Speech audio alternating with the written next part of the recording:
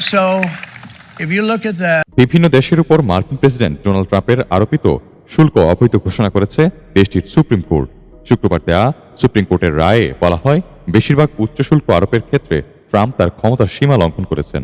1977 সালে জাতীয় জরুরি অবস্থার জন্য প্রণীত আইনের আওতায় ট্রাম্পের আরোপিত এসব শুল্ক বাতিল করেছে supreme court. Thank you very much. It's a very nice statement. 6 থেকে 3 ভোটের ভিত্তিতে যুগান্তকারী ঐতিহাসিক এই রায় দেন প্রধান বিচারপতি জন রবার্টস। দ্বিতীয় মেয়াদে ক্ষমতায় আসার পর বিভিন্ন দেশের উপর শুল্ক আরোপে বেপরোয়া হয়ে ওঠেন ডোনাল্ড ট্রাম্প। এক্ষেত্রে শত্রু কিংবা মিত্র ছাড় পায়নি কোনো দেশই, শুল্কের খরচ থেকে রক্ষা পায়নি বহু পুরনো মিত্র কানাডা ও ইউরোপও।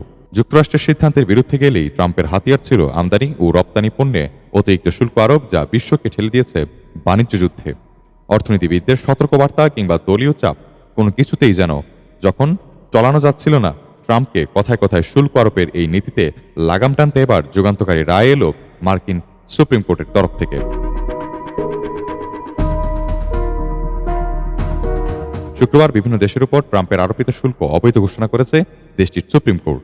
প্রধান বিচারপতি জন রবার্টসের নেতৃত্বাধীন বেঞ্চ 6-3 ভোটে এই রায় দেন। এতে বলা হয়, একতরফাভাবে বিশ্বজুড়ে ব্যাপক শুল্ক আরোপ করে ফেডারেল আইন লঙ্ঘন করেছেন ট্রাম্প। এখন থেকে আমদানিকৃত পণ্যের উপর শুল্ক আরোপ করতে হলে কংগ্রেসের অনুমোদন নিতে হবে।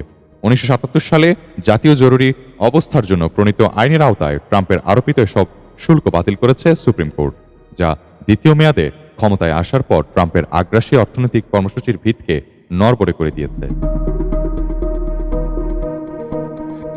যুক্তরাষ্ট্রের কাস্টমস অ্যান্ড বর্ডার প্রোটেকশনের তথ্য মতে বিতর্কিত এসব শুল্ক থেকে গত বছরের 14 ডিসেম্বর পর্যন্ত 3,01,000-এর বেশি আমদানিকারকের কাছ থেকে মোট 134 বিলিয়ন মার্কিন ডলার রাজস্ব আয় করেছে ফেডারেল সরকার।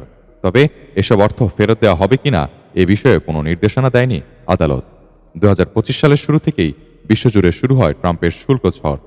বিভিন্ন দেশের উপর আরোপিত শুল্ক যুক্তরাষ্ট্রের ফেডারেল কোষাগার পূর্ণ করবে, এমন দাবি ছিল ট্রাম্পের। পাশাপাশি শুল্ক আরোপের অর্থ মার্কিন শিল্পাঞ্চলগুলোকে পুনরুজ্জীবিত করবে এবং বৈশ্বিক অর্থনীতিকে যুক্তরাষ্ট্রের জন্য আরও উপযুক্ত করে তুলবে, এমন প্রত্যাশা ছিল মার্কিন প্রেসিডেন্টের। তবে আগে থেকেই উচ্চ মূল্যস্ফীতিতে জর্জরিত যুক্তরাষ্ট্রে অতিরিক্ত শুল্ক আরোপের এমন সিদ্ধান্ত খোদ আমেরিকানদের জন্য পণ্যের দাম বাড়িয়ে দিতে পারে, এমন সতর্কবার্তা ছিল অর্থনীতিবিদদের।